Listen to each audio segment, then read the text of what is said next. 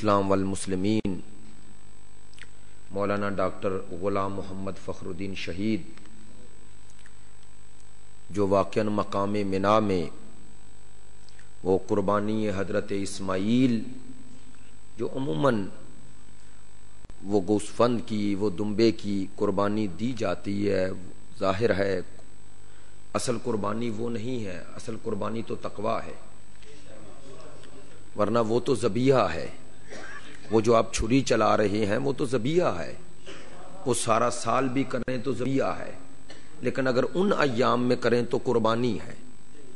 تو قربانی ہے یعنی قرب الہی کا سبب بنتی ہے۔ خدا فرماتا ہے قرب الہی کا سبب یہ خون اور گوشت نہیں ہے، قرب الہی کا سبب وہ تمہارا تقویٰ ہے۔ کیا خوبصورت جملہ کہا کسی عالم نے کہ اس دمبے کے گلے پہ چھری چلانے سے پہلے اگر خواہشات پہ چھری چلے تو قربانی ہے، اگر ان خواہشات پہ چھری نہ چلے تو ذبیحہ ہے، قربانی نہیں ہے۔ کتنی عظیم اور کتنی عظیم سعادت ہے اس معنی میں اس شہید سعید کے لیے کہ جو راہ تقویٰ میں، راہ خدا میں مناسک حج ادا کرتے ہوئے ان مناسک حج سے فارغ ہو کر جب قربانی کا وقت آیا تو اللہ نے اس عالم باعمل کی قربانی کو قبول کر لیا، یعنی قربانی بمانا قرب الہی کی منزل پہ فائز ہوئے۔ اور قرب الہی کی منزل اس سے بڑی کیا ہوگی کہ زبان پہ لبیک اللہم لبیک کی صدا ہو اور بندہ جان آفرین کے سپرد کر دے۔ ایک لیکن قومی سرمایہ اپنے حوالے سے کہہ رہا ہوں، ظاہر ہے شہید مطہری رحمت اللہ علیہ نے بھی لکھا ہے کہ اولیاء الہی کے لیے جان دینا سعادت ہے، راہ خدا میں جان دینا خود اولیاء الہی کے لیے بہت بڑی سعادت ہے۔ اسی لیے امام حسین علیہ السلام نے فرمایا تھا کہ میرے لیے راہ خدا میں قربانی کیا ہے؟ سعادت۔ سعادت کا ترجمہ اگرچہ رسا نہ بھی ہو تو اردو میں ایک ترجمہ خوش بختی کیا جاتا ہے، یعنی امام فرما رہے ہیں میرے لیے راہ خدا میں قربان ہونا خوش بختی ہے۔ لیکن شہید فرماتے ہیں کہ پھر دکھ اور غم کس کا ہوتا ہے؟ کہتے ہیں غم اس کے لیے نہیں، جانے والے کے لیے۔ غم ان کے لیے ہے جو اس کی فیوز و برکات سے محروم ہو گئے، اس کے وجود سے محروم ہو گئے۔ تو اس حوالے سے ہمارے لیے انتہائی دکھ، کرب اور درد کا مقام ہے۔ آج کی مجلس کو جیسا کہ مجھے اسنین بھائی نے یہ بتایا کہ ان کے ایصال ثواب کے لیے بالخصوص اور شہدائے منا کے لیے بالعموم رکھی گئی ہے، ہم ان کی اس قربانی پر خداوند متعال کے حضور یہ التجا کرتے ہیں کہ خداوند متعال اس مصیبت عظما کے بدلے میں جو نعمات عظما ہیں ہمارے لیے، اور جو ہم اس عالم باعمل کے وجود پرسعید کی ان نعمات فیوز و برکات سے محروم ہو گئے، خدا اس کے بدلے میں ہمیں بہتر نعمات عطا فرمائے۔ خداوند متعال ان کے درجات عالی ہیں، متعالی فرمائے۔ خداوند متعال انہیں شفاعت محمد و آل محمد اور بالخصوص شفاعت سید الشہداء عطا فرمائے۔ ان کی بلندی درجات کے لیے اور تمام شہدائے ملت کے لیے، آپ حاضرین کے مرحومین کے لیے ایک مرتبہ سورہ فاتحہ اور 3 مرتبہ سورہ اخلاص کی تلاوت فرما دی۔ بسم اللہ الرحمن الرحیم، الحمدللہ رب العالمین الرحمن الرحیم مالک یوم الدین، ایاک نعبد و ایاک نستعین، اہدنا الصراط المستقیم صراط الذین انعمت علیہم غیر المغضوب علیہم ولا الضالین۔ بسم اللہ الرحمن الرحیم، قل هو اللہ احد اللہ الصمد لم یلد ولم یولد ولم یکن لہ کفوا احد۔ بسم اللہ الرحمن الرحیم، قل هو اللہ احد اللہ الصمد لم یلد ولم یولد ولم یکن لہ کفوا احد۔ بسم اللہ الرحمن الرحیم، قل هو اللہ احد اللہ الصمد لم یلد ولم یولد ولم يكن له كفوا أحد اللهم اغفر للمؤمنين والمؤمنات والمسلمين والمسلمات الأحياء منهم والأموات تابع اللهم بيننا وبينهم بالخيرات إنك مجيب الدعوات إنك على كل شيء قدير بحق محمد وآلہ الطیبین. ایک صلوات پڑھ دیجئے.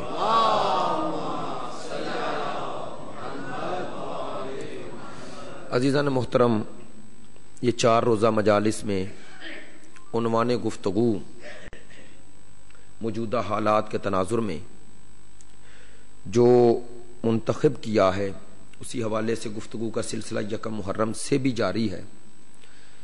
عنوان گفتگو ہے توحید اور ولایت. توحید اور ولایت عنوان رکھنے کا مقصد یہ ہے کہ کچھ لوگ توحید کو بنیاد بنا کے ولایت سے دور ہو رہے ہیں، کچھ لوگ ولایت کو بنیاد بنا کے توحید سے دور ہو رہے ہیں. توجہ فرما رہے ہیں. کچھ توحید میں افراط و تفرید کا شکار ہو رہے ہیں. وہ توحید کا درست تصور جو قرآنی تصور ہے، جو اہل بیت نے دیا ہے، اس تصور میں افراط و تفرید کمی اور زیادتی نہیں ہے. لیکن کچھ لوگ عملی طور پر توحید کے معاملے میں بھی افراط و تفرید کا شکار ہو گئے، اور کچھ لوگ ولایت کے معاملے میں افراط و تفرید یعنی کمی اور زیادتی کا شکار ہو گئے. یعنی یوں کہوں کہ یہ غلو کا لفظ یا غالی کا لفظ جو بولا جاتا ہے، عموماً آپ ولایت کے معنی میں ہی بولتے ہیں کہ لوگ ولایت میں غلو کرتے ہیں، لیکن نہیں، بعض لوگ توحید میں غلو کرتے ہیں. بعض لوگ توحید میں غلو کرتے ہیں. آپ کہیں گے توحید میں غلو کیا ہے؟ چونکہ غلو کا معنی اگر تجاوز ہے تو وہ تجاوز ہے کیا؟ تو واقعاً بعض لوگوں نے توحید کے معاملے میں غلو کیا، یعنی انہوں نے توحید کا معنی یہ سمجھا کہ یہ اسباب کی دنیا میں ان اسباب کو بھی قبول نہیں کرنا جو اللہ نے اسباب کے طور پر جن سے منسلک ہونے، جن سے مربوط ہونے، جن سے تمسک اختیار کرنے کا خود حکم دیا ہے. اس عالم مادہ میں بھی اور عالم روحانی اور مانوی میں بھی خدا نے دونوں جگہ اسباب کو کے ذریعے ہم تک یہ نظم کائنات پہنچایا ہے. آپ اس حقیقت کا کوئی شخص بھی انکار نہیں کر سکتا کہ جس جہان میں ہم زندگی بسر کر رہے ہیں اس میں نظام اسباب کی ایک حیثیت ہے. اگر کوئی اسباب کا انکار کر رہا ہے تو وہ مشاہدہ حسی کا انکار کر رہا ہے. مشاہدہ حسی کا، جس شے کو حس کر رہا ہے اس کا انکار کر رہا ہے. یعنی گویا وہ جو کہہ رہا ہے وہ کر نہیں رہا. جو معنی وہ توحید کا سمجھ کے یہ کہنا چاہ رہا ہے کہ غیر اللہ سے مدد نہ مانگو، آسان لفظوں میں غیر اللہ سے مدد نہ مانگو کا معنی وہ یہ سمجھ بیٹھا کہ اسباب جو اللہ نے خود اسباب کے طور پہ ہمیں عطا کیے ہیں ان اسباب کو بھی نہ مانو. تو اگرچہ شہید مطہری رحمت اللہ علیہ کا ہی جملہ ہے، توحید کتاب میں انہوں نے لکھا کہ بعض لوگ خود یہ جملہ کہہ کر بھی ایک شرک کا شکار ہو گئے. کیسے؟ وہ کہتے ہیں انہوں نے اسباب کو خدا کے مقابلے پہ لا کے کھڑا کر دیا. وہ سمجھتے ہیں یہ اسباب اللہ کے عرض میں ہیں. باتیں آپ میں جو مشکل نہیں کر رہا ہوں چونکہ آپ کے لیے مشکل ہے نہیں. انہوں نے خدا کے عرض میں ان اسباب کو سمجھا ہے. عرض سمجھتے ہیں نا، جو کسی کے مقابل ہو. وہ فرماتے ہیں یہ بھی شرک ہے. ان اسباب کو خدا کے مقابل سمجھنا شرک ہے، چونکہ یہ اسباب اللہ کے مقابلے عرض میں نہیں طول میں ہے.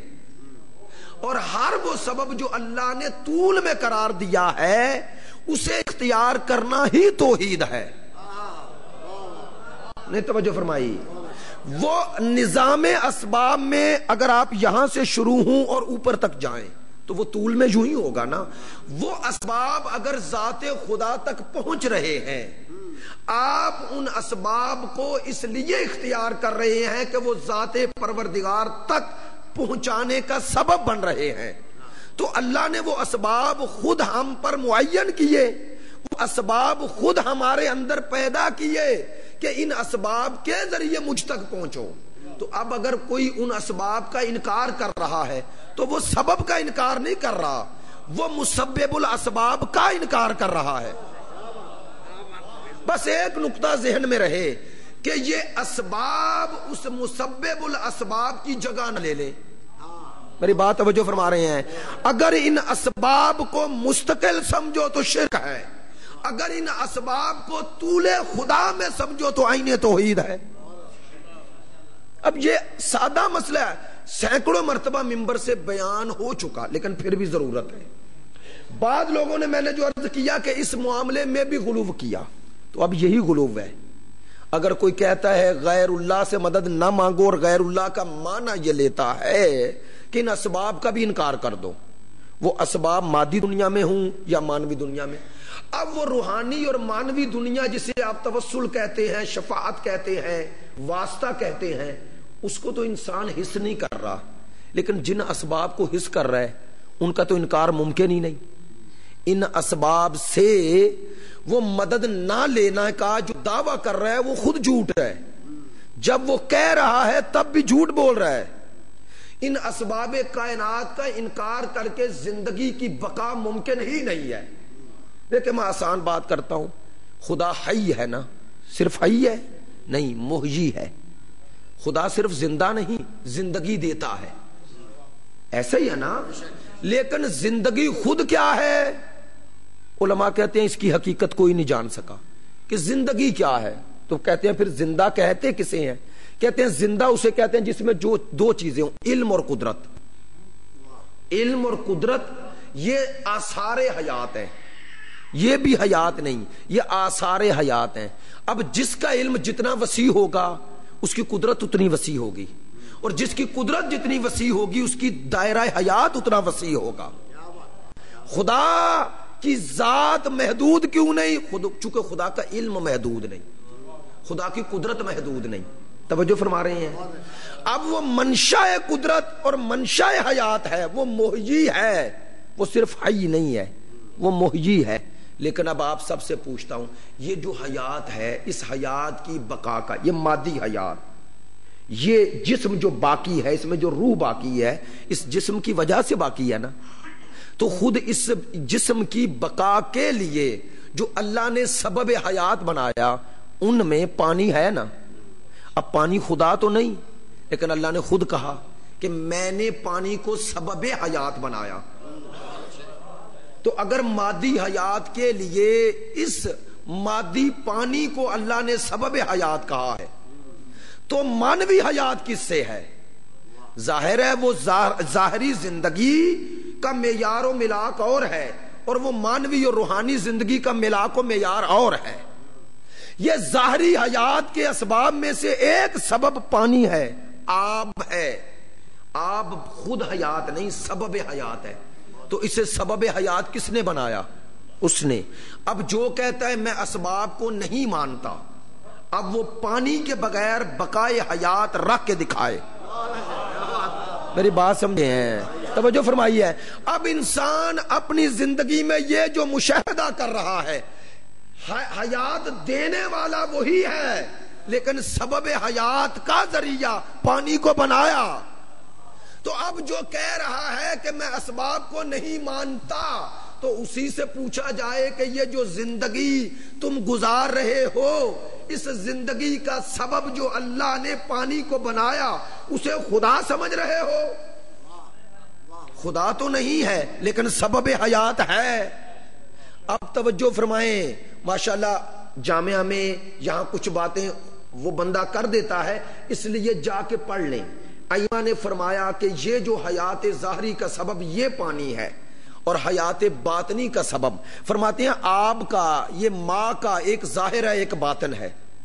فرماتے ہیں ظاہر حیات کا سبب یہ پانی ہے، اور حقیقت حیات کا سبب وہ آب حیات جو انسان کو ابدی زندگی دیتا ہے، وہ ہے ہماری ولایت۔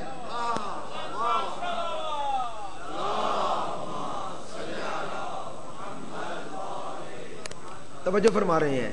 وہ جو ابدی حیات کا سبب بنتی ہے وہ محبت اہل بیت ہے۔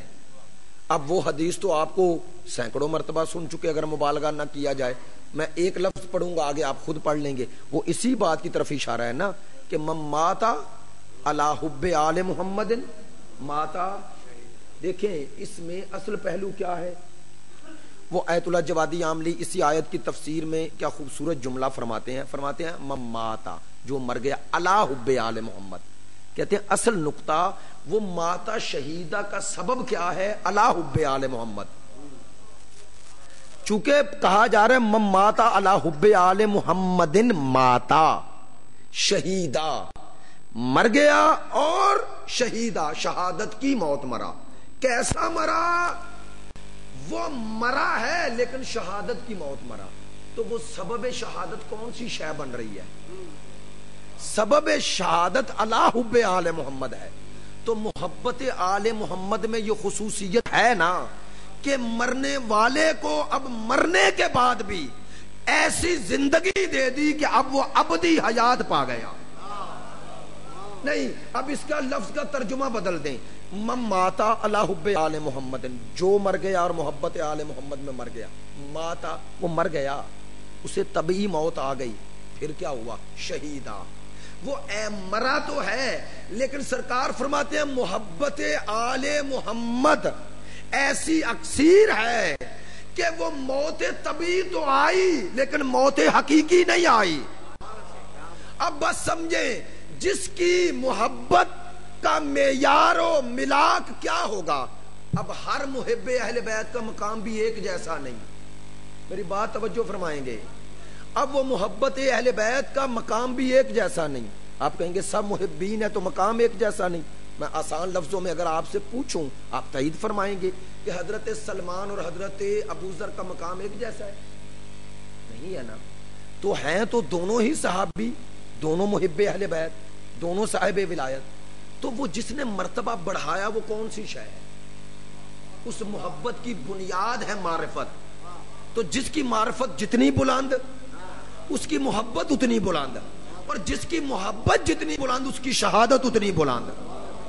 اب میں کہنا کیا چاہ رہا ہوں عزیزو؟ کہنا یہ چاہ رہا ہوں کہ اس محبت کی بنیاد بن رہی ہے وہ معرفت اہل بیت. اب خود سوچیں، عام محب بھی شہید ہے اگر محب ہے، اگر محب اہل بیت ہے جتنی اس کی معرفت ہے اتنی ہی اس کی محبت ہے، اور جتنی محبت ہے اتنا ہی درجہ ہے. اب خود سوچیں، اگر محب بھی ہو اور علوم آل محمد کا طالب علم بھی ہو. میں کہنا یہ چاہ رہا ہوں کہ علامہ ڈاکٹر فخر غلام محمد فخر الدین صرف شہید ہی نہیں ہے، شہید عالم ہے. وہ صرف محب اہل بیت ہی نہیں تھا بلکہ ایسا محب تھا جو عارف آل محمد تھا، اور عارف بھی اور قرب الہی کی منزل پر اس جسم ظاہری کے ساتھ بھی تھا. انسان جب حج پہ ہوتا ہے تو وہ انسان اگر دور ہے اللہ کے گھر سے تو وہ جاذبیت اور وہ مانوی جاذبہ انسان کے اندر چاہے بھی تو پیدا نہیں ہو سکتا. میری بات کی تائید فرماؤ گے؟ یہاں پر ہم کربلا سے دور ہیں، یقینی بات ہے ہر انسان کی خواہش ہے کہ میں کربلا جاؤں، لیکن یہاں آپ پر وہ کیفیت چاہیں بھی تو میں بھی چاہوں تو پیدا نہیں ہو سکتی. لیکن اگر آپ حرم سید الشہداء کے قریب پہنچ جائیں تو کسی کے کہنے کی ضرورت بھی نہیں. تو وہ آپ میں جو مانوی جذبہ پیدا ہوا وہ کیسے ہوا؟ قرب کی وجہ سے. عزیزو، کیا مقام ہے اس شہید کا جو جسمانی طور پر قرب کی منزل پر بھی فائز تھا، اور اللہ نے حقیقی قرب بھی عطا کر دیا، حقیقی قرب بھی عطا کر دیا. اور یہ خوش قسمتی ہے اگر کسی انسان کو راہ خدا میں چلتے ہوئے شہادت کا حقیقی معنی جو اللہ نے قرار دیا ہے، جہاں لفظ شہید ذکر کیا فی سبیل اللہ، فی سبیل اللہ، فی سبیل اللہ، تو اس سے بڑا فی سبیل اللہ کیا ہوگا کہ مظلومیت اور وہ قرب الہی اور وہ مناسک حج. دعا ہے خداوند متعال اس شہید سعید کے درجات عالی و متعالی فرمائے. ان کی بلندی درجات کے لیے ایک مرتبہ پھر صلوات پڑھ دیجیے.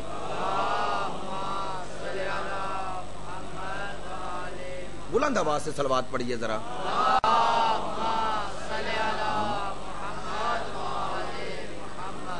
ایک صلوات کی زمین. اللہ اکبر. نعرہ رسالت یا رسول اللہ. نعرہ حیدری یا. اب توجہ فرما رہے ہیں. تو وہ نظام اسباب میں جو لوگ ہر سبب کا انکار کر رہے ہیں اور بغیر دلیل کے بغیر کسی سبب کے، یقینی بات ہے وہ بغیر دلیل کے جو اسباب کا انکار کر رہے ہیں ان کی کسی بات کی پرواہ نہیں کی جائے گی، کیونکہ خدا نے یہ قاعدہ کلیہ قرار دیا کہ ہاتھو برہانکم ان کنتم صادقین، اگر سچے ہو تو دلیل لاؤ، برہان لاؤ. میری بات توجہ فرمائیں گے. بس اللہ کی نظر میں سچا وہ ہے جس کے پاس اپنی سچائی پہ دلیل ہو. جس کے پاس دلیل ہی نہیں، دعوے ہی دعوے ہیں. تو ایسا شخص جو صرف دعویٰ کرے دلیل نہ دے، اسی لیے ارسطو اور یہاں غالباً افلاطون نے کہا کہ جو شخص کسی کی بات بغیر دلیل کے ہی مان لے اور بات بھی صریح غلط ہو، وہ کہتا ہے وہ درجہ انسانیت سے گر جاتا ہے. چونکہ اللہ نے انسان کو حیوان نہیں بنایا، اللہ نے انسان کو انسان بنایا ہے. اور انسان کو جو اشرف المخلوقات ہونے کا، البتہ وہ بھی اس میں بھی ایک بحث ہے، لیکن بالآخر اس تمام مراتب وجود میں انسان یہ تمام مخلوقات میں اعلیٰ ترین مخلوق ہے. اس اعلیٰ و عرفہ ہونے کا سبب کیا ہے؟ یہی عقل و شعور، یہی فکر جو اللہ نے عقل و شعور انسان کو دیا. کیوں دیا؟ انسان ہے جو سوچتا ہے، انسان ہے جو ترقی کرتا ہے. باقی سب مخلوقات کی جو ترقی اور تکامل ہے وہ ان کے وجود میں ہے. تو عرض یہ کر رہا ہوں کہ توحید اور ولایت ایک ایسا موضوع ہے جس کے حوالے سے یہ موضوع کا تعلق ماضی سے نہیں، صرف حال سے بھی نہیں، ہمارے مستقبل سے ہے. اور یہ موضوع کوئی صرف خالصتاً علمی موضوع بھی نہیں. بعض چیزیں ہوتی ہیں ان کا علمی فائدہ ہوتا ہے، عملی فائدہ نہیں ہوتا. موضوعات ہوتے ہیں، گفتگویں ہوتی ہیں، ان کا عملی فائدہ ممکن ہے ہماری زندگی میں اس طرح نہ ہو. علمی فائدہ ہو، عملی فائدہ نہ ہو. مثلا آپ گزشتہ تاریخ کا کوئی واقعہ اگر اس سے درس نہ لیں، صرف تاریخ سمجھ کر پڑھیں، ایک ناول پڑھ رہے ہیں، ممکن ہے آپ کے نالج میں اضافہ ہوتا جائے. مثال کے طور پر آپ دنیا جہان کے ممالک کے جغرافیے کے بارے میں پڑھ رہے ہیں تو آپ کی معلومات میں اضافہ ہو، لیکن ممکن ہے ساری زندگی ان چیزوں کی آپ کو ضرورت نہ پڑے. لہذا اسی لیے ہم دعا جب کرتے ہیں نا، اس دعا میں کہتے ہیں خدایا ہمیں علم نافع عطا فرما. کہتے ہیں نا اے خدا اللہم ارزقنا علما نافعا، اے خدایا ہمیں علم دے، لیکن کون سا علم؟ جو نافع ہو، یعنی جو ہماری دنیا اور آخرت کے کام آئے. میری بات توجہ فرمائیں گے. ہاں بعض باتیں جو کہہ دیتا ہوں درمیان میں اس کو بھی توجہ فرمائیں. ظاہر ہے یہاں کا ایک مزاج ہے تو اس لیے بات کر رہا ہوں. مثلا بہت ساری چیزیں ہیں جو ہم اپنی زندگی میں جن کو بڑی اہمیت دیتے ہیں، پوچھتے ہیں اور پھر سامنے والے کو لاجواب کرنا، وہی ہمارا مقصد ہوتا ہے. ہمارے ساتھ تو بہت زیادہ ہوتا ہے کہ بعض کو پتہ ہی نہیں چلتا کہ یہ شخص سوال کر رہا ہے یا جواب دے رہا ہے یا اپنا علم دکھا رہا ہے. آخر تک پتہ نہیں چلتا کہنا کیا چاہ رہے ہیں. واقعاً میں جو بات کر رہا ہوں ممبر پہ کر رہا ہوں. میں ملتان میں پڑھنے گیا تو ایک وہ بزرگ تھے، 60 70 80 سال ایج ہوگی ان کی. وہ ایک کاغذ لے کے آ گئے، کہنے لگے جی یہ سوالات میرے ہیں، ان کا کسی نے آج تک جواب نہیں دیا. میں نے کہا جب کسی نے نہیں دیا تو اس کسی میں میں بھی شامل ہوں.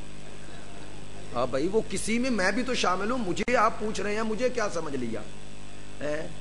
تو میں نے کہا یہ تو اب آپ امام سے کیجئے. نہیں آپ دیکھ لیں، ممکن ہے آپ کو. وہ ہمارے دوست ساتھ، ان کا دیکھنے میں کیا حرج ہے. یقین جانیے میں نے وہ سوال دیکھے. اب میں نے ان کے سامنے وہ بالکل غیر سنجیدہ بھی نہیں ہو سکتے تو وہ یہ نہ سمجھے میری توہین کر رہے ہیں، لیکن میں پہلا سوال صرف بتا دیتا ہوں. وہ پہلا سوال یہ تھا کہ حضرت نوح کی کشتی جو بنی تو وہ جن پھٹوں سے بنی، وہ جو لکڑی تھی وہ لکڑی کس درخت کی تھی؟ اب ان کے لیے یہ مسئلہ بنا ہوا ہے، ان کے لیے زندگی کا یہ موت کا مسئلہ بنا ہوا ہے.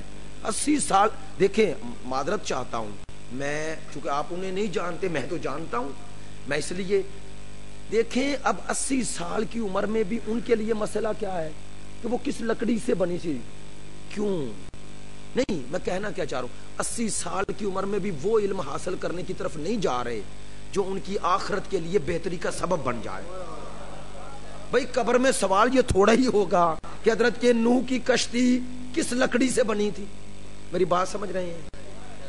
تو ہم بعض اوقات وہ چیزیں علماء سے، بزرگان سے پوچھنے کی بڑی زحمات کے ساتھ کوشش کرتے ہیں جن کا صرف علمی فائدہ ہوتا ہے. خدا کرے کسی میں یہ بھی ہو کہ وہ پوچھنے سے اپنے علم میں اضافہ کرنا چاہے، لیکن اگرچہ 80% لوگ پوچھنا نہیں چاہ رہے ہوتے. آپ کو پتا کیسے چلتا ہے کہ یہ پوچھنا نہیں چاہ رہے؟ یہ بتانا چاہ رہے ہیں کہ جب آپ ان کی مرضی کا جواب نہیں دیتے تو کہتے ہیں نہیں مولانا آپ کو نہیں پتا، میں بتاتا ہوں. اس وقت آپ کو پتا چلتا ہے کہ ان کا مقصد پوچھنا نہیں تھا، وہ شے بتانا تھا جو خود پتا ہے. ہے نا ایسا؟ یہ ہمارا معاشرتی درد ہے.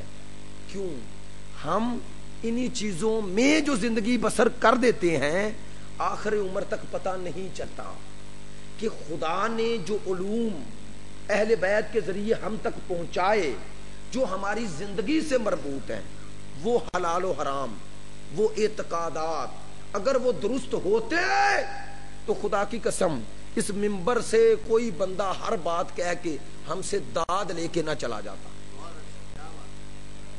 جاتا. نہیں، جب کہنے والا کہے، میرے پاس کلپ ہے جو چاہے گا اسے دکھا دوں گا کہ ڈی جی خان میں ابھی مجالس بھی پڑھ کے آ رہا ہوں، وہاں تصدیق بھی کر کے آیا، اس امام بارگاہ میں تصدیق کر کے آیا. واقعاً یہ پڑھتے ہوئے اس نے کہا ہے، وہ کہہ رہا ہے کہ حضرت ابو طالب ایک ذائچہ دان کے پاس گئے، آپ نے بھی سنا ہوگا، اور پوچھا کہ 13 رجب کو فلاں وقت ایک بچہ پیدا ہوا ہے، بتاؤ وہ کون ہے، اس بچے کا ذائچہ بناؤ.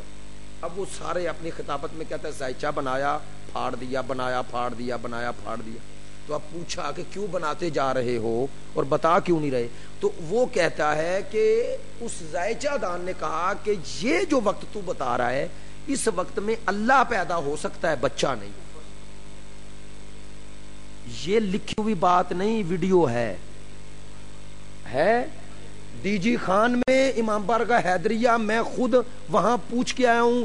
ابھی میں امام بارگاہ رضویہ 44 بلاک میں مجالس پڑھ کے آیا ہوں، 3 روزہ 4 روزہ، وہاں میں ان دوستوں سے مل کے آیا. انہوں نے کہا جی اس نے کہا ہے، اور اس پہ ستم بالائے ستم. آپ نے تو استغفر اللہ کہا، مجھے خوشی ہوئی، خدا کا شکر ہے. وہ نعرے لگانے لگے، وہ سننے والے نعرے لگا رہے ہیں اور اٹھ کے کھڑے ہو گئے ہیں. میں یہ کہنا یہ چاہ رہا ہوں، معذرت کے ساتھ، آپ بزرگ بھی ہیں، نوجوان بھی ہیں، مجھ سے زیادہ اہل علم ہیں، میں کوئی اہل علم بات اس طرح نہیں کر رہا، درد بیان کر رہا ہوں. اور پہلی مجلس میں ہی شروع اس سے یہ ہو گیا کہ یہ باتیں سننے کے بعد ایک بزرگ عالم دین ہمارے اسلام آباد میں جب ان سے ملاقات ہوئی ہے محرم کے ایام میں، تو میرے بیٹھے ہوئے حجت الاسلام والمسلمین شیخ محسن علی نجفی صاحب نے وہ حدیث پڑھ کے سنائی کہ جب معاشرے میں بدعات ایجاد پیدا ہونے لگیں اور عالم اپنا علم ظاہر نہ کرے تو اس پر فرشتوں، اللہ اور لعنت کرنے والوں کی لعنت ہے. میں تو طالب علم ہوں، میری تو کوئی حیثیت نہیں ہے، لیکن یہ مسائل کے بعد اصل درد کیا ہے؟ کیوں اس مجمع میں مزاحمت نہیں ہوئی؟ کیوں مزاحمت نہیں ہوئی؟ معذرت کے ساتھ 2 چیزیں سبب بنی ہیں. ایک، ہمارے سامنے مفہوم اللہ، میں اب کہنا پڑے گا، اس مجمع کے سامنے اللہ کہتے کسے ہیں یہ پتہ ہی نہیں، یہی کہا جاتا ہے. تو مکتب آل محمد کے منبر سے یہ کہا جائے کہ جو پیدا ہوا وہ اللہ ہے اور نعرہ لگے، اس کا معنی یہ ہے کہ آل محمد کے مکتب کے ماننے کا دعویٰ کرنے والوں کو یہ بھی نہیں پتا کہ اللہ کہتے کسے ہیں، یہ بھی پتہ نہیں ہے. یہ سورہ قل ہو اللہ کہا جاتا ہے، فاتحہ کے لیے 3 دفعہ، سورہ اخلاص پڑھو 3 دفعہ پڑھو، 3 دفعہ پڑھو. روایات بھی ہیں، 3 دفعہ کے پیچھے روایات ہیں. تو یہ 3 دفعہ کا معنی کیا ہے؟ امام خمینی فرماتے ہیں 3 دفعہ کا شاید ایک معنی یہ ہو، توحید ذاتی، توحید صفاتی، توحید افعالی.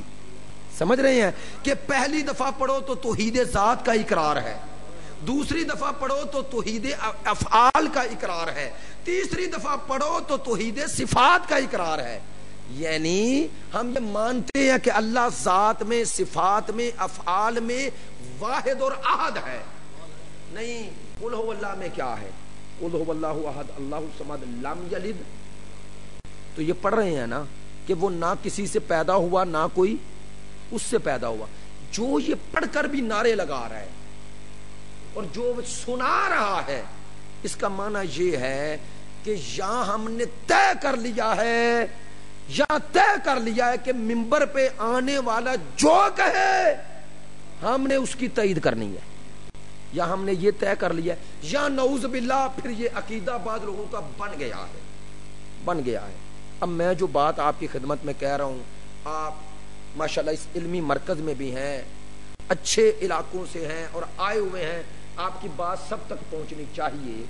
میرا آپ سے مؤدبانہ یہ سوال ہے، دیکھیں مرزائی اعتقادی اعتبار سے اور فقہی اعتبار سے وہ حنفی ہیں، حنفی فقہ پہ عمل کرتے ہیں.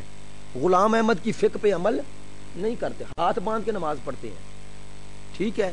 باقی عقائد سب ان کے اہل سنت والے تھے، لیکن ختم نبوت کے منکر ہوئے. ایسے ہی تھا نا؟ تو انہیں جدا کر دیا گیا عالم اسلام کے پیکر سے. جدا کرنے کا فائدہ کیا ہوا کہ اب کوئی ان کے دھوکے میں نہیں آتا، چونکہ ان کی چھتری اتر گئی.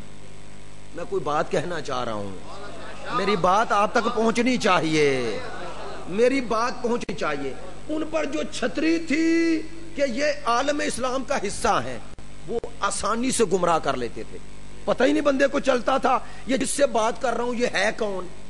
لیکن جب غیر مسلم قرار دے کے آپ نے پیکر اسلام سے جدا کیا تو اب کوئی مسلمان ادھر نہیں جاتا، ادھر والے ادھر آتے ہیں، کیونکہ فاصلہ راہ واضح ہو گئی. اور مثال دیتا ہوں، اسماعیلیے شیش امامی ہے نا، لیکن جائیں ایت اللہ برجردی اور دوسرے، انہوں نے کہا اہل سنت کے ساتھ اتحاد ہو سکتا ہے، کہا، لیکن کہا ان سے محتاط زیادہ رہو. کیوں؟ انسان جب کچھ چیزوں میں مشترک ہو نا، اور 12 اماموں میں 6 مشترک ہوں تو دل میں نرمی خود بخود پیدا ہو جاتی ہے. لیکن ہوا کیا، وہ اسماعیلیے جو شیش امامی ہونے کے باوجود آخر میں کہاں پہنچے؟ وہ باطنی ہو گئے. باطنی یہ سمجھتے ہیں، وہ کہتے ہیں یہ ظاہری نماز روزہ سب کچھ ان کی کوئی حیثیت نہیں. لیکن ہمارے علماء کی بصیرت کو سلام، انہوں نے ان کی صف جدا کی. تو کوئی اب بلتستان میں ہو کے آیا ہوں، وہاں لوگ اسماعیلیوں کی طرف نہیں جاتے، عموماً وہ ادھر آتے ہیں. صف جدا ہونے سے وہ سادہ لوگ جو دھوکہ کھا رہے تھے دھوکے میں نہیں آ رہے. ایسا ہی ہے نا؟ میں کہنا کیا چاہتا ہوں، میں سخت جملہ نہیں کہتا، اگر تو ان لوگوں کا واقعاً یہ عقیدہ ہے پھر ان کی صف جدا کرنی چاہیے، تاکہ ہم دوسرے عالم اسلام کے مسالک کے سامنے کہہ سکیں ہمارا عقیدے میں ہمارا کلمے کے 3 جز ہیں. میں پڑھتا ہوں، اگر درست ہے تو آپ میری تائید فرما دیجئے گا. ہمارا کلمہ یہی ہے نا کہ لا الہ محمد رسول اللہ علی. ہم ترتیب میں پہلے اللہ کو مانتے ہیں، اور اللہ کے بعد اگر کسی کو مانتے ہیں تو سید الانبیاء کو. نہیں، توجہ فرمائیں، اس کے بعد ہے علی ولی اللہ. توجہ فرما رہے ہیں؟ میں کہنا یہ چاہتا ہوں، یہ ہے ترتیب کلمے شیعہ کے کلمے کی. جو اس ترتیب کو بدلے وہ شیعہ نہیں ہے. میری بات پہنچی ہے؟ جو اس ترتیب کو برعکس بھی کرے وہ بھی شیعہ نہیں. ہمارے کلمے میں پہلے ذات خدا ہے، پھر مصطفیٰ ہے، پھر مرتضیٰ ہے. اگر کوئی مرتضیٰ کو مصطفیٰ کی جگہ پر بھی رکھے وہ شیعہ نہیں. اگر کوئی خدا مانے تو شیعہ کیسے ہے؟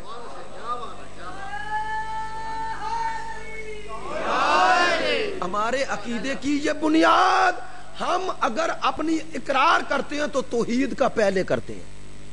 اور دیکھیں، اگر توحید کا مسئلہ حل نہ ہو تو کوئی بھی مسئلہ قابل حل نہیں. بس آج گفتگو تھوڑی ابتدائی طور پر، انشاءاللہ کل اس کی وضاحت کروں گا. آج آخری جملے یہی کہہ رہا ہوں، گفتگو سمیٹتا ہوں. اگر توحید کا مسئلہ حل نہ ہو، مسئلہ وحدانیت خدا حل نہ ہو، کوئی مسئلہ قابل حل ہی نہیں ہے ہی نہیں. مسئلہ نبوت ہے، نبی مانتے ہو تو نبی کسی کا بھیجا ہوا ہے نا، وہ جو خبر دے رہا ہے کس سے لی ہے؟ اگر جس سے لی ہے اسی کا ہی اقرار نہیں تو جسے دی ہے اس کا اقرار کیا فائدہ دے گا؟ نہیں. میں بات آسان کروں آپ تک بات پہنچ جائے. تمام انبیاء نے جب اپنی تبلیغ دین کا آغاز کیا ہے تو کس سے کیا؟ قولوا لا الہ الا اللہ تفلحوا، یہی کہا نا، لا الہ الا اللہ. حالانکہ جسے دیکھ رہے ہو وہ تو نبی ہے، لیکن نبی اپنا کلمہ نہیں پڑھا رہے، اس کا پڑھا رہے ہیں، اپنا بعد میں اقرار کروا رہے ہیں. تو بتانا نبی کیا چاہ رہا ہے؟ نبی بتانا یہ چاہ رہا ہے کہ میرا اقرار فائدہ تب دے گا جب پہلے اس کا اقرار کرو جس نے مجھے بھیجا ہے.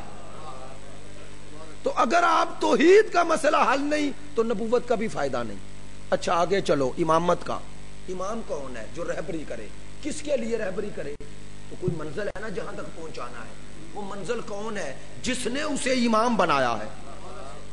تو اگر آپ نے توحید کو نہ مانا تو امامت کا بھی فائدہ نہیں، امامت کا بھی فائدہ نہیں. اگر آپ کا توحید پر ایمان نہیں تو جزا و سزا کا اصلا نظریہ ہو ہی نہیں سکتا پیدا. کون جزا دے گا، کون سزا دے گا؟ تو پتا چلا توحید اصول دین میں 4 اصل جو ہیں، عدل، نبوت، امامت، قیامت، یہ چاروں اس وقت تک ثابت ہی نہیں ہوتے جب تک توحید ثابت نہ ہو جائے. جب تک توحید ثابت نہ ہو جائے ان کو ماننے کا فائدہ ہی نہیں ہے، کوئی فائدہ نہیں ہے. مثلا کوئی امیر المومنین کو عظیم انسان سمجھ کے مان رہا تو مان رہا ہے، وہ ماننے سے شیعہ تھوڑا ہو جائے گا. وہ امام مانے تو امام ماننے سے پہلے اسے مانے جس نے امام بنایا ہے. تو اس مسئلہ توحید کو عام مسئلہ نہ سمجھیں، یہ اصل اور اساس اور بنیاد ہے دین کی. تمام انبیاء، جتنے انبیاء آئے، اللہ نے تمام کی بعثت کے مقصد کو 2 لفظوں میں منحصر کر دیا ہے. وَلَقَدْ بَعَثْنَا فِي كُلِّ أُمَّةٍ رَسُولًا أَنِ اعْبُدُوا اللَّهَ وَاجْتَنِبُوا الطَّاغُوتَ. خدا کہتا ہے میں نے ہر امت میں رسول بھیجا، 2 کام کیے انہوں نے، أَنِ اعْبُدُوا اللَّهَ، أَنِ اعْبُدُوا اللَّهَ. پہلا کام یہ کیا لوگوں کو اللہ کی بندگی کے دائرے میں لائے. اب انشاءاللہ بتاؤں گا وہ بندگی کا دائرہ کیا ہے، جس بندگی کے دائرے میں لائے. لیکن یہ تو طے ہے نا، ہر نبی ہمیں اللہ کا بندہ بنانے آیا ہے، بندگی و خدا دینے آیا ہے. کسی نبی نے اپنی پرستش نہیں کروائی ہے کسی نبی نے. تو جب نبی نے نہیں کروائی تو وصی نبی کروائے گا؟ جب سید الانبیاء اپنا بندہ نہیں بناتے، اللہ کا عبد بنانے آئے ہیں، تو جس کو غلامی رسول پہ فخر ہے. بھائی دیکھو اگر کوئی علی کو خدا کہہ رہا ہے تو وہ جو علی سے بھی بالا تر ہے اسے بھی تو کچھ مانے. اب یہ مسئلہ توحید کو جب تک حل نہ کیا جائے، اب حل کرنے سے مراد یہ تھوڑی ہے کہ آپ کو یہ بتانے آئے ہیں کہ وہ اللہ ہے. اب جس کا ایمان ہے اس کے باوجود بھی وہ جو شبہات پیدا ہو رہے ہیں، کیوں ہو رہے ہیں؟ چونکہ وہ معنی توحید واضح نہ ہوا. وہ اگر از نظر اہل بیت واضح ہوتا تو کبھی یہ نہ کہتے. اور پھر میرے عزیزو، اگر کسی نے مسئلہ توحید حل نہیں کیا، کسی اور کو خدا کہہ دیا یا مان لیا، اس نے کسی اور کا انکار کرے نہ کرے، کربلا کا انکار کر دیا. یہ کربلا میں جو 72 ہیں، یہ جو 72 قربانیاں دی گئی، یہ کس کے لیے ہے؟ وہ حسین جو اکبر سے لے کر وہ حضرت عباس تک اور حضرت علی اصغر تک جو قربانیاں دے رہے ہیں، وہ کس کے لیے دے رہے ہیں؟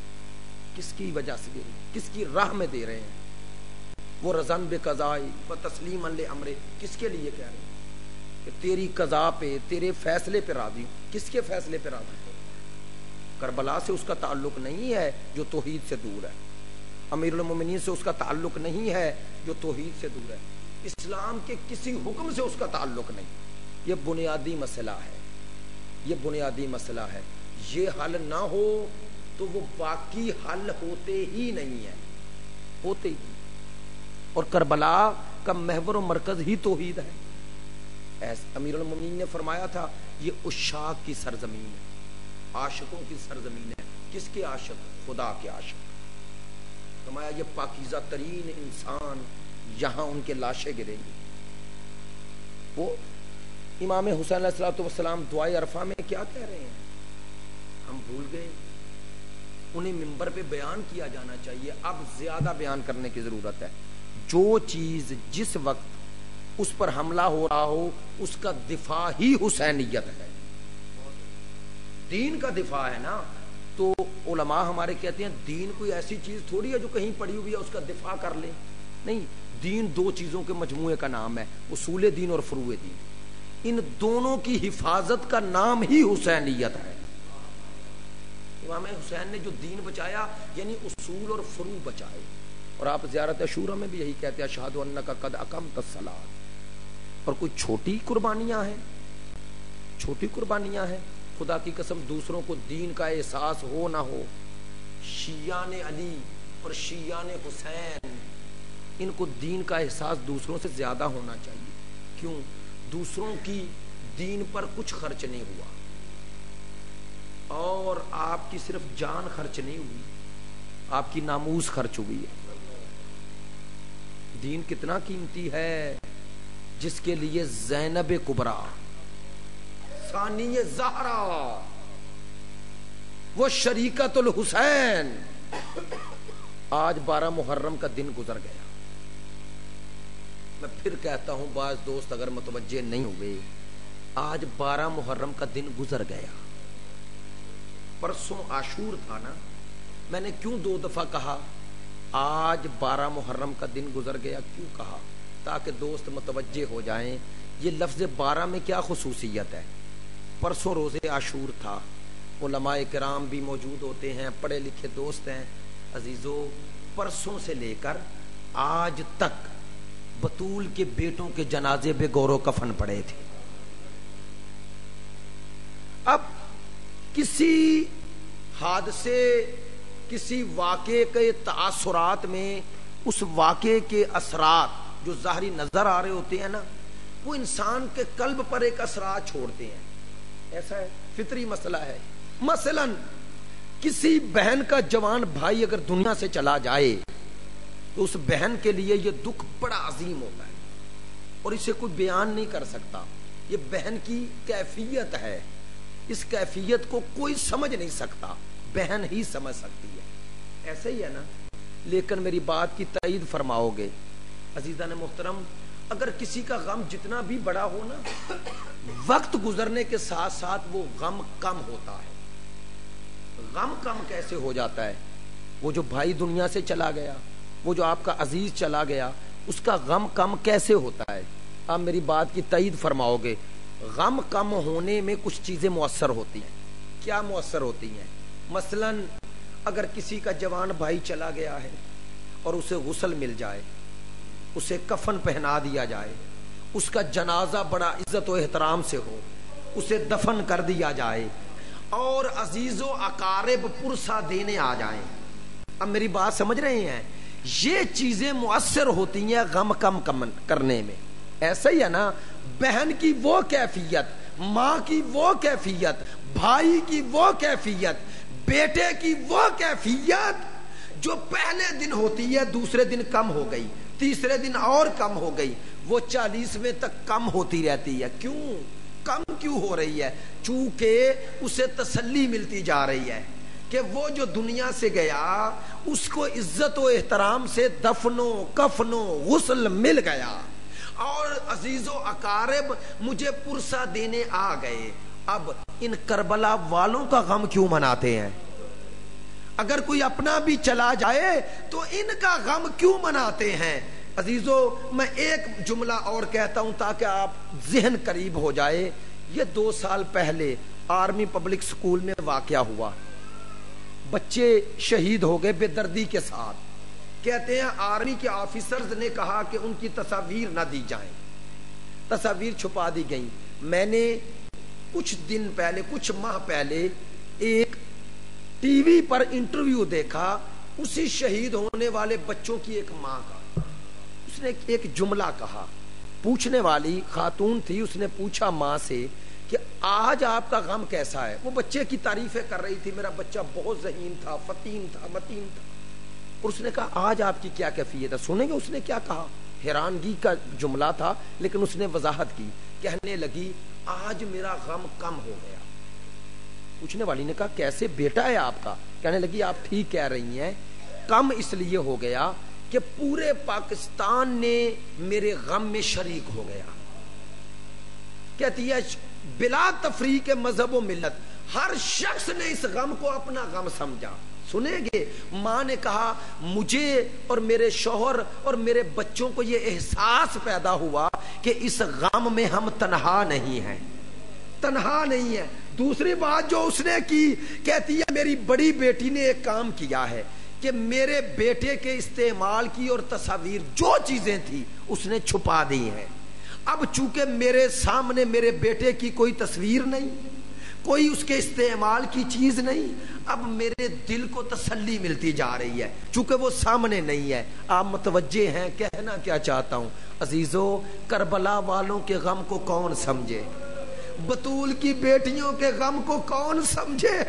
اگر کوئی جانے والے کو غسل و کفن مل جائے تو غم کم ہو جاتا ہے. اب خود سوچو زینب کا غم کم کیسے ہو جس کے سامنے غسل و کفن کیا ملے گا، جو بھائی کے لاشے سے ایسے گزاری گئی کہ کائنات میں کوئی بہن بھائی کے لاشے سے یوں نہیں گزری کہ عجب انداز ہے، بھائی کے لاشے پہ آ رہی ہے اور ہاتھ پسے گردن ہے، اور کیا پوچھ رہی ہے؟ اپنے بیٹے بھتیجے سے پوچھ رہی ہے بیٹا سجاد مجھے بتاؤ میرا بھیا کہاں ہے؟ کہا اماں یہ جو پتھروں کا ڈھیر ہے. اب خود سوچو زینب کا غم کم کیسے ہو؟ زینب کے دل میں تو یہی ارمان ہے، کبھی کوفے کا بازار، کبھی شام کا دربار، اور دل میں ایک ہی حسرت ہے بھیا کاش تجھے دفن کر دیتی، کاش تجھے کفن مل جاتا. لیکن اس سے بھی اگلا غم، اس سے بھی اگلا غم. عزیزو اگر بھائی کا چہرہ چھپا دیا جاتا تو زینب کو تسلی مل جاتی، لیکن کیا کرے بطول کی بیٹی، ادھر سر اٹھاتی ہے تو کہیں عباس کا سار، کہیں نوکے نیزہ پہ حسین کا سار. اب خود سوچو کربلا میں رہنے والی، رہ جانے والی ان بیبیوں کے دلوں پر کیا گزر رہی ہے. لیکن آخری جملے کہہ رہا ہوں، میں سوچتا ہوں ہر بیوی ان سروں کو دیکھتی تھی، ہر بیوی اپنے اپنے سروں کو، عزیزوں کو، بیٹوں کے سروں کو، بھائیوں کے سروں کو، شوہروں کے سروں کو دیکھتی تھی. لیکن میں سوچتا ہوں ہر بیوی دیکھنے کے بعد ایک کیفیت تو طاری ہوتی تھی. سوچتا ہوں رباب کیسے دیکھتی ہوگی، جب بھی دیکھتی ہوگی رو کے کہتی ہوگی اصغر کاش مجھے اجازت مل جائے تیرا سر آغوش میں لے لوں اور تجھے پیار کروں.